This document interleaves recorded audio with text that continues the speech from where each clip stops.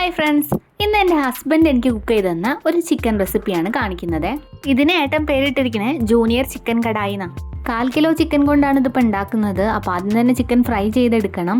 Chicken fry ചെയ്തെടുക്കുന്നതിൻ്റെ recipe ഞാൻ മുന്നേ ഇട്ടിട്ടുണ്ട്.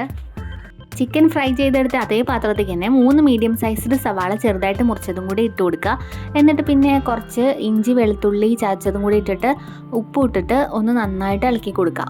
നന്നായിട്ട് ഇളക്കി കൊടുത്തിട്ട് ഇതിനെ മീഡിയം ഫ്ലെയിമിൽ വെച്ചിട്ട് ഒരു 5 മിനിറ്റ് മൂടി വെച്ച് വേവിക്കാം. അപ്പോൾ അത് നന്നായിട്ടൊന്ന് വാടി കിട്ടും. ഈ 2 വലിയ തക്കാളി അരിഞ്ഞതും ഒരു 4 പച്ചമുളക് കീറിയതും കൂടെ ചേർത്ത് കൊടുത്തിട്ട് പിന്നെയും ഒന്ന് മൂടി വെച്ചിട്ട് വേവിക്കാം. ഇപ്പോൾ കണ്ടില്ലേ, ഇതെല്ലാം കൂടെ നന്നായിട്ട് വാടി കിട്ടിയിട്ടുണ്ട്, നല്ല വാടി കിട്ടിയിട്ടുണ്ട്. അപ്പോൾ നല്ല ഒന്ന് ഇളക്കി കൊടുക്കുക. എന്നിട്ട് ഇനി പൊടികൾ ആഡ് ചെയ്യാം.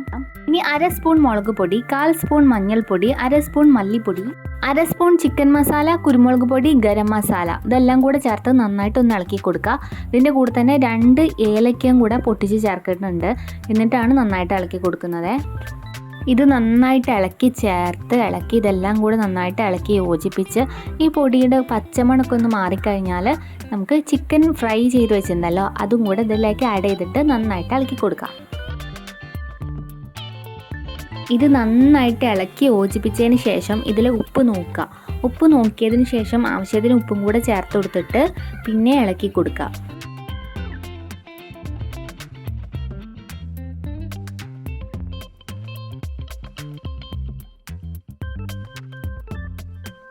ഇനി ഇതൊന്ന് മൂടി വെച്ച് വേവിക്കാവേ.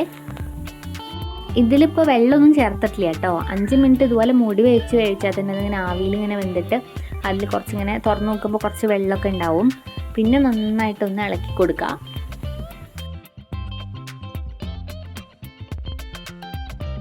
ഇതിങ്ങനെ നന്നായിട്ട് ഇളക്കി കൊടുത്താൽ തന്നെ നമ്മുടെ ജൂനിയർ ചിക്കൻ കടായി ഇവിടെ ഓൾമോസ്റ്റ് റെഡി ആയിട്ടുണ്ട്.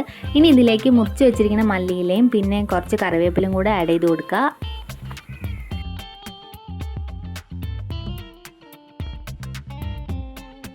ഇത് ആഡ് ചെയ്തിട്ടും നന്നായിട്ട് ഇളക്കി കൊടുത്താൽ നമ്മുടെ ജൂനിയർ ചിക്കൻ കടായി ഇവിടെ റെഡി ആയിട്ടുണ്ട്.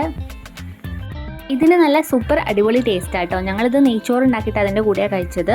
അപ്പോൾ ഇതുപോലെ ഒന്ന് ചെയ്ത് നോക്കുക. ഇഷ്ടമായാൽ ലൈക്ക് ചെയ്യുക, ഷെയർ ചെയ്യുക. അതുപോലെ എൻ്റെ ചാനലൊന്ന് സബ്സ്ക്രൈബും കൂടെ ചെയ്ത് സപ്പോർട്ടും കൂടെ ചെയ്യണേ.